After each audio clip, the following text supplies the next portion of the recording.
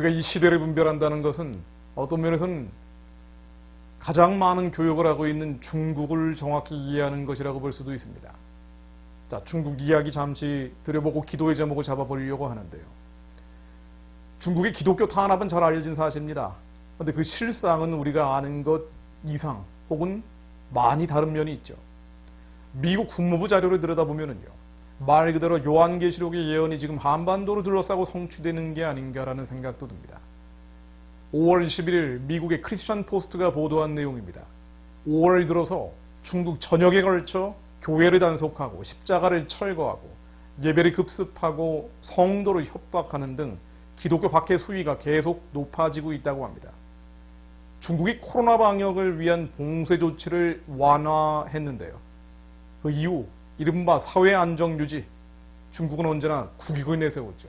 이 사회 안정 유지를 내세워서 교회 단속을 재개하고 더욱 강화하고 있다는 내용입니다.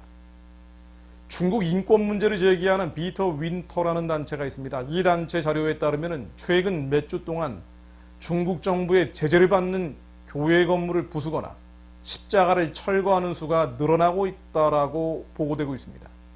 가정교회 모임은 적법한 절차 없이 압수수색, 구속, 연금이 지속되고 있다고 하죠. 중국 선교단체 CCFR이라는 단체가 있습니다. 이 단체가 공개한 최근 영상에 따르면 한 공무원이 안후이성 화이난시 판지라는 곳에 위치한 한 교회 지붕에 올라가 십자가를 철거하는 장면이 나옵니다.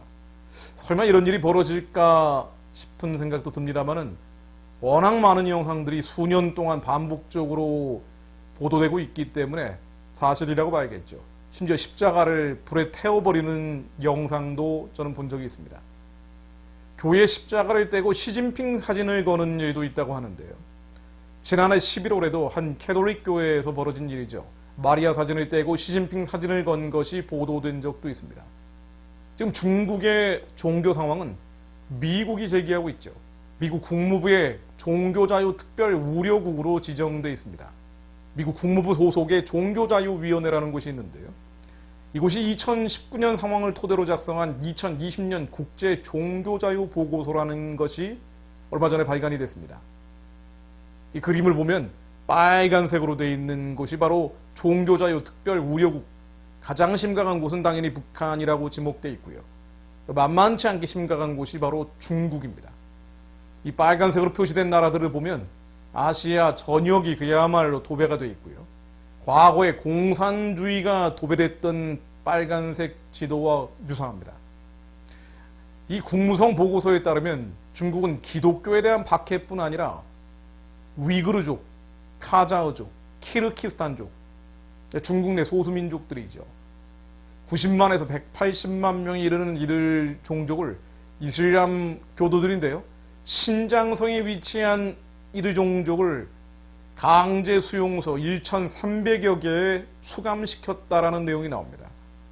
이게 이른바 라오가이라고 하는 노동교화소, 중국식 정치범 수용소죠. 이 180만 명까지 될 수 있다라고 미국 국무성 보고서에 나오는데, 사실은 이 라오가이라는 것은요, 중국의 정치범 수용소, 노동교화소, 바로 이 수용소는 많게는 500만 명까지 수감돼 있을 수 있다라는 보고 내용도 있습니다. 라오가이 박물관이 뉴욕에 있는데 그곳에는 500만 명까지 될 수 있다라는 표현도 인용이 되어 있죠. 이곳에 수감되는 이유는 북한과 마찬가지입니다. 종교적인 이유가 많습니다. 다만 북한에서는 기독교인들을 집중적으로 잡아 가두고 살해하고 있습니다만 중국은 기독교 외에도 이슬람, 바롱궁 등 다른 종교들이 많이 섞여 있죠. 미국 국무성 보고서를 들여다보면 구체적 수감 사유들도 나옵니다. 그야말로 어이없는 수감 사유들이 기록되어 있는데요. 긴 수염을 착용하면 이른바 종교적 극단주의자로 분류돼서 수감된다고 합니다. 술을 거부하고 마시지 않는 경우 종교당국이 종교적 극단주의로 역시 판단해서 수감한다고 하죠. 구금된 수감자들은 고문, 강간, 강제 불임시술, 강제불임시술을 해서 아이를 못 낳게 만들어버리는 거죠. 기타 각종 학대를 당한다고 합니다. 또 50만 명에 달하는 무슬림 어린이들이 가족과 분리돼서 어린이 수용소에 수감돼 있다는 내용도 나옵니다. 미국 국무성 보고서에 나오는 특기할 만한 내용은 통제 수단입니다. 어떻게 기독교인을 포함한 다른 종교, 여러 가지 종교들을 갖고 있는 사회 안전에 위협이 되는 이 종교인들을 통제하고 있는지, 바로 첨단 기술을 활용한다는 것이죠. 중국 정부가 감시 카메라, 안면인식, 세계적인 기술력을 가지고 있다고 흔히 알려져 있습니다. 좋지 않은 건데 이런 면에서는 세계 최고죠.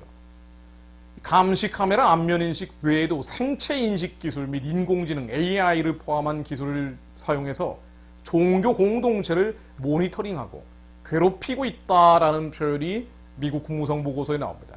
하이테크 감시 체계라는 표현도 나오더군요. 지난 10여 년 동안 이러한 기술은 압도적으로 발달되어 왔습니다. 중국 당국은 참석자들을 모니터링하고 식별하기 위해 예배당 외부와 내부에 감시 카메라를 설치했다고 합니다. 동의 없이 종교 및 신앙 공동체에 속한 종교인들로부터 혈액 샘플, 음성 녹음, 지문을 포함한 생체 정보를 수집했다라고도 합니다. 완벽한 완면 인식 시스템을 구축해놨다는 표현도 미국 국무성 보고서에 나옵니다.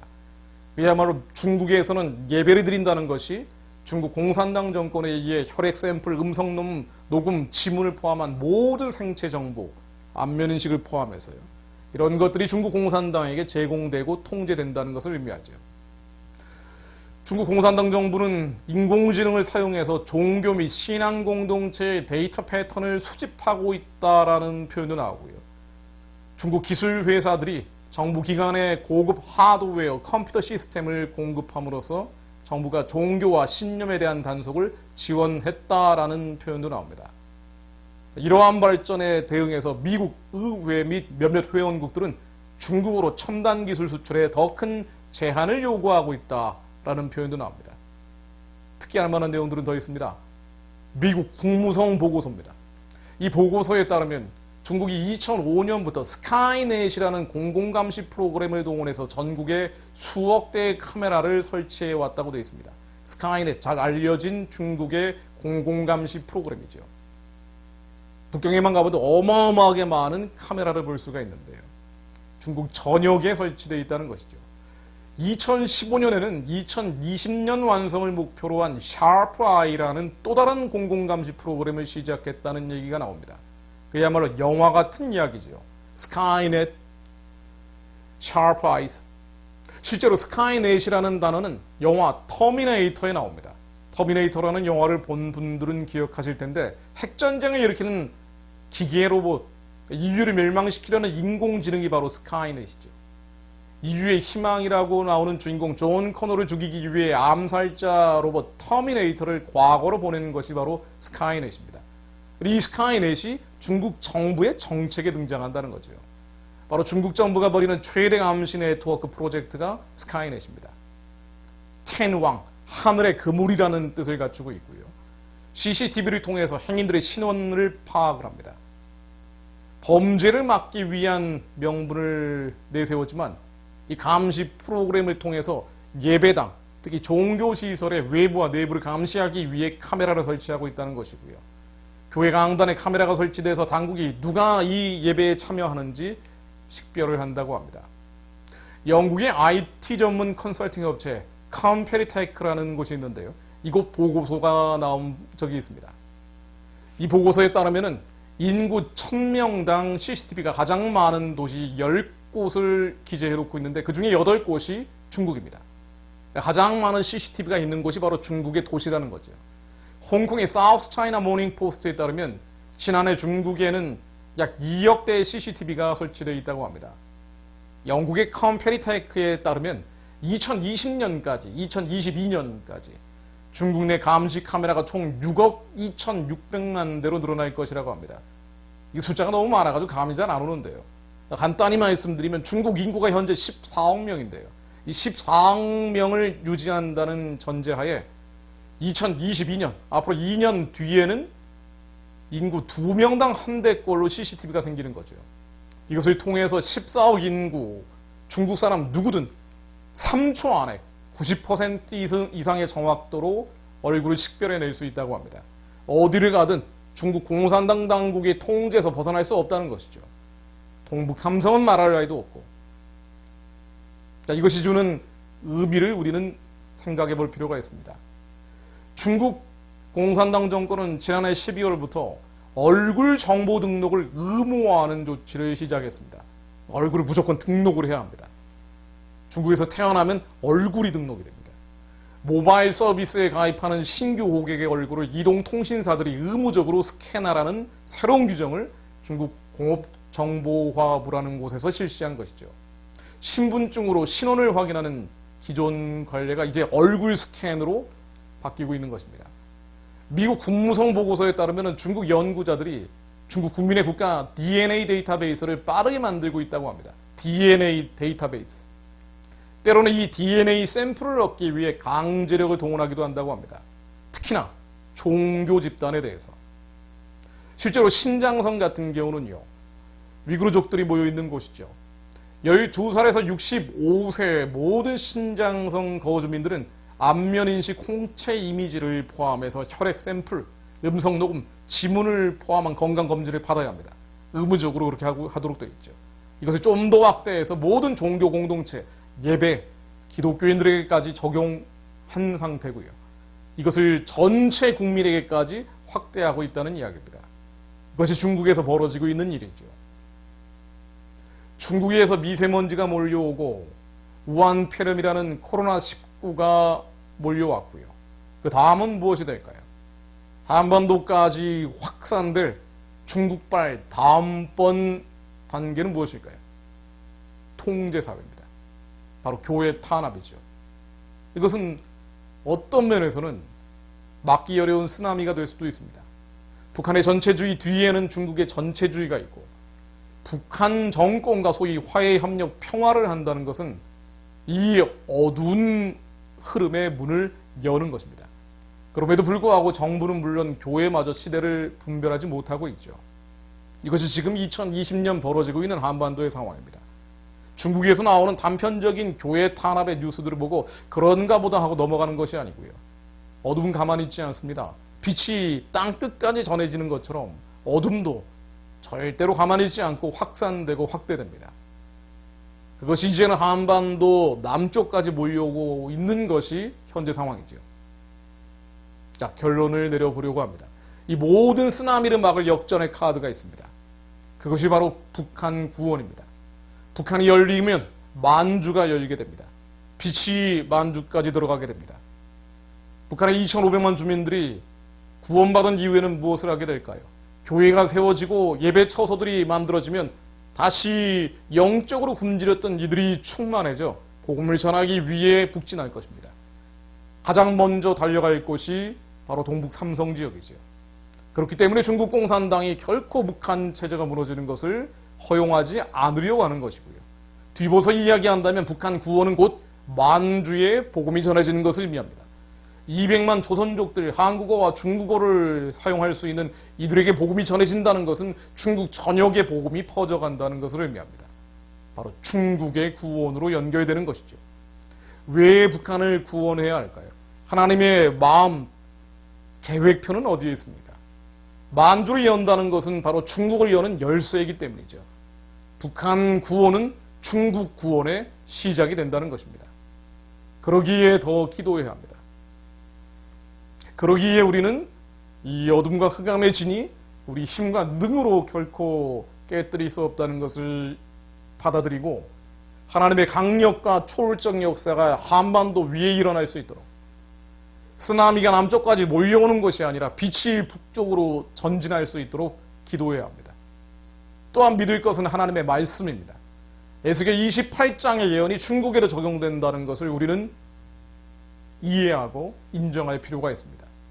두로 왕에게 해당됐던 교만한 하나님인 척했던 어둠의 보좌에 앉은 이들이 반드시 사람이므로 그 자리에서 내려올 수밖에 없다는 에스겔 28장의 말씀이 북한은 물론 중국에도 그대로 적용된다는 것을 우리는 믿음으로 취할 필요가 있습니다. 마음이 교만하여 말하기를 나는 신이 아니라 내가 하나님 자리 곧 바다 가운데 앉아있다 하도다. 너의 마음이 하나님의 마음 같은 채 할지라도 너는 사람이요 신이 아니거늘. 네가 죄악이 많고 무역이 불의함으로 너의 모든 성소를 더럽혔으며 내가 네 가운데 불을 내어 너를 사르게 하고 너를 보고 있는 모든 자 앞에서 너를 땅 위에 재가 되게 하였도다. 에스겔 28장 18절의 말씀이 북한은 물론 중국에도 적용될 수밖에 없습니다. 우리는 이 일들이 수년 내에 일어날 수 있도록 기도하고 있는 것이죠. 또한 시편 3편 말씀을 선포합니다. 어찌하여 열방이 분노하며 민족들이 허사를 경영하는고 세상의 군왕들이 나서며 관원들이 서로 꾀하여 여호와의 그 기름 받은 자를 대적하며 우리가 그 맨 것을 끊고 그 결박을 벗어버리지 않은도다. 열방이 분노하며 민족들이 헛된 일들을 경영하죠. 여호와의 기름 받은 자 예수 그리스도를 대적하고 있습니다. 이것이 북한과 중국, 넓게는 러시아에서도 벌어지는 대륙에서의 사건들입니다. 그러나 주님은 하늘에서 웃고 계십니다. 하늘에 계신 자가 웃으시며 주께서 저희를 비웃으시리로다. 시편 2편 9절 말씀입니다. 네가 철장으로 저희를 깨뜨리며 질그릇같이 부수리라 하시도다. 철장으로 깨뜨리며 질그릇같이 부수시는 이미 이기신 예수 그리스도가 우리 안에 오셨습니다. 그러므로 우리는 하나님께 속하였고 또 세상을 이긴 분이 우리 안에 있기에 예수 그리스도 이름으로 선포합니다. 북한과 중국을 뒤덮은 이 어둠과 흑암에 지는 기독교를 대적하며 파괴하고 파쇄하고 있는 흑암과 사단에 지는 지옥에 지는 예수 그리스도 이름의 명언이 다 깨어질지어다. 철장으로 저희를 깨뜨리며 질그릇같이 부수리라 하시도다. 하나님 이 말씀이 한반도와 대륙에서 일어나게 하옵소서. 이 일들이 일어날 수 있도록 그리고 일어날 때까지 우리는 기도를 쉴 수 없습니다. 북한의 구원은 중국 구원의 열쇠입니다. 2,500만 북한 동족들이 가련한 것처럼 14억 중국인들 또한 가련한 이들입니다. 우리는 중국 사람과 싸우는 게 아니죠. 북한 동족과 싸우는 게 아닌 것처럼요. 그들을 잡고 있는 하나님을 대적하는 내가 신이다라고 이야기하는 저 교만한 두로왕의 영들이 예수 그리스도 이름으로 깨어질 수 있도록 더욱 기도해야겠습니다.